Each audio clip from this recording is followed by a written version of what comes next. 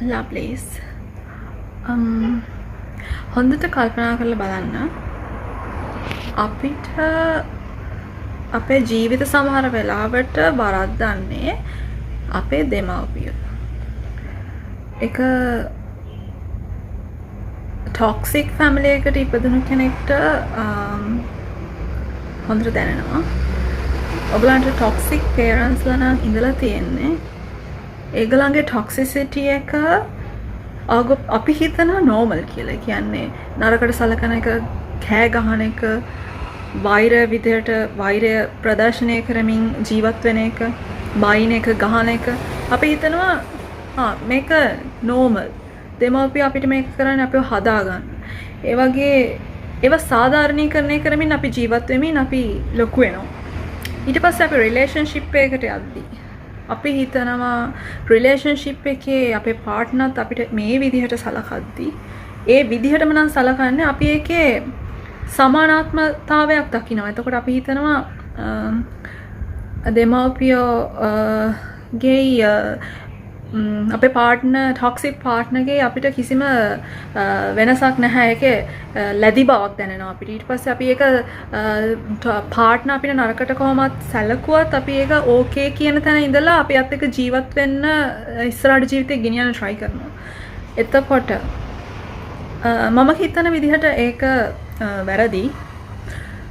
දෙමාපිය විදිහට අපි toxic family එක නම් ඉපදිලා තියෙන අපිට දෙමව්පිය ටොක්සික් විදිහට ඉන්නවා නම් අපි ඒක තේරුම් ගන්න දවසට අපි තේරුම් ගන්න ඕන අපේ දරුවන්ට අපේ දෙමව්පිය නරක දෙමව්පිය හැසිරිච්ච විදිහට හැසිරෙන්නේ නැතුව ජීවත් වෙන්න. ඒ කියන්නේ අපිට ලැබුණු දේ අපේ දරුවන්ට නොදීම තමයි අපේ පාඩමක් ඉගෙන ගත්තා නම් කරන්න ඕන කියලා මම හිතනවා. ඒ කියන්නේ ඒ දෙමව්පියෝ නොවීම. අපි ඒ දෙමව්පියෝ නොවීම. ඒක තමයි ඒකෙන් ගන්න ඕන පාඩම. මොකද අද සමාජයේ අපි දරුවන්ට කොහොමද සලකන්නේ කියන එක ප්‍රශ්නයක් වෙලා තියෙනවා. කියන්නේ ගැටලුවක් ඇති වෙලා තියෙනවා. අපි ඒගොල්ලන්ව යම් කිසි තරංගයකට යොමු කරමින් ඉන්නවා මේ සමාජයේ. කියන්නේ ඉස්කෝලේ වේවා ඒගොල්ලන් කතා බහ කරන භාෂාව වේවා හැම දෙයකින්ම අපි ඒගොල්ලන්ව යම් කිසි තරංගයකට ඇතුළු කරමින් ඉන්න අවස්ථාවකදී මම ඒක මට මොකුත් කියන්න නැහැ. මොකද එක එක්කෙනාගේ මත තියෙනවා ඒ සම්බන්ධයෙන්. ඒනට මට කියන්න ඕන අපි යම් කිසි නරක ආදර්ශයක් ගත්තා නම් අපේ දෙමව්පියන්ගෙන් ඒක නරකයි කියලා අපි දැනගත්තා නම් එන්නේ නරක දේ අපේ දරුවන්ට නොදී සිටීම තමයි අපිට කරන්න පුළුවන් හොඳම දේ. ඒක නිසා ඔයගොල්ලෝ පේරන්ට්ස්ලා නම් ඔයගොල්ලෝ දරුවන්ට ගොඩක් ආදරය කරන්න. ඒ කියන්නේ ඒගොල්ලන්ට ආදරේ පෙන්වන්න. ආදරේ පෙන්වන්න නැති වුනහම ඒගොල්ලන්ට තීරණය කරන්න බෑ අම්මා ආදරේ තාත්තමට ආදරේ කියන දේ ඒගොල්ලන්ට තේරුම් ගන්න බෑ. ඒක හැම වෙලේම ඒගොල්ලන්ට කියන්න. මම ඔයාට ගොඩක් ආදරෙයි. මම බබා ඔයත් එක්ක හැම වෙලාවෙම ඉන්නවා. මම ඔයාගේ ඕනම ප්‍රශ්නයක් මට ඇවිල්ලා කියන්න. අපි දෙන්න හොඳ යාළුවෝ. ඒක නිසා අන්න ඒ වගේ දේවල් කියලා ඒගොල්ලන්ව ඔයගොල්ලන්ගේ යටතේ තියාගන්න. ඔයගොල්ලන්ගේ බෙස්ට් ෆ්‍රෙන්ඩ් කරගන්න ඔයගොල්ලන්ගේ බබාලව. එහෙම නැතුව ඒගොල්ලෝ ලොකු වුණාම ඒගොල්ලෝ ටොක්සික් රිලේෂන්ෂිප්ස් වලට ගියාම ඒගොල්ලන්ගේ ජීවිතය ගැන කතා කරලා වැඩ නැහැ. නාසිසිස්ට් ටොක්සික් රිලේෂන්ෂිප් එකකට ගියොත් ඒක කතා කරලා වැඩක් නැති තරම් කියන්නේ ඒක ගොඩක් අමාරුයි ජීවිතේට කොම්ප්‍රිහෙන්ඩ් කරගන්න. ඒක ඩයිජස්ට් වෙන්නේ හරි අමාරුයි. ඉතින් ඒක නිසා හැම වෙලේම දරුවන්ට ආදරය කරන්න, ආදරය කියලා කියන්න, ඒගොල්ලොන් එක්ක ගොඩක් ටයිම් එක ස්පෙන්ඩ් කරන්න.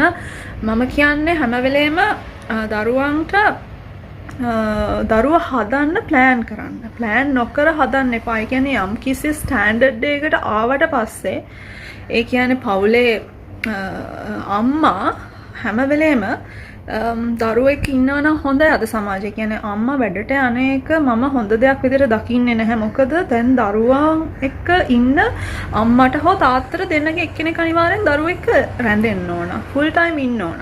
එන්න ඒක කරන්න නම් අපි මැරි කරන්න කලින් හොඳ ස්ටෑන්ඩඩ් එකකට එන්න ඕනේ. කියන්නේ බැඳපු ගමන් දරුවෝ හදන එක අද සමාජයක කරන්න ප්‍රැක්ටිකල් නැහැ. මොකද අපි ගොඩක් try කරනවා බබාලට හොඳ ලයිෆ් එකක් දෙන්න. ඒ කියන්නේ බබාලට අපිට හම්බ වෙච්ච නැති ජීවිතයක් දෙන්න අපි ගොඩක් try කරනවා. අපි ගොඩක් දේවල් අරන් දෙන්න try කරනවා. ඉතින් ඒ හැම දෙයකම අපිට සල්ලි ඕන. ඒක ඇත්ත.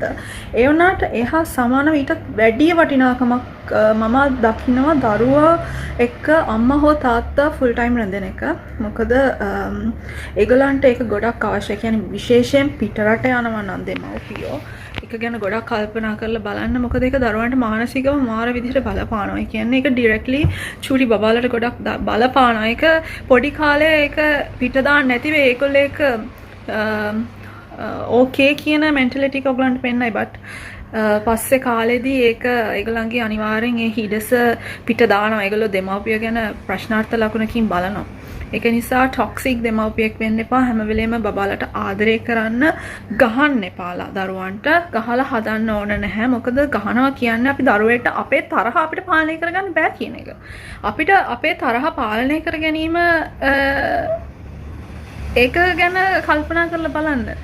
දරුවන්ට දරුවෝ කියන්නේ පොඩි අය. ඒගොල්ලන්ට තේරෙන්නේ නැහැ දේවල්. ඒගොල්ලෝ ලෝකය ගැන තේරුම් ගන්න ගමන් තමයි ඉන්නේ. ඒගොල්ලෝ ඔක්කොම දේවල් ඉගෙනගෙන එන්නේ නැහැ.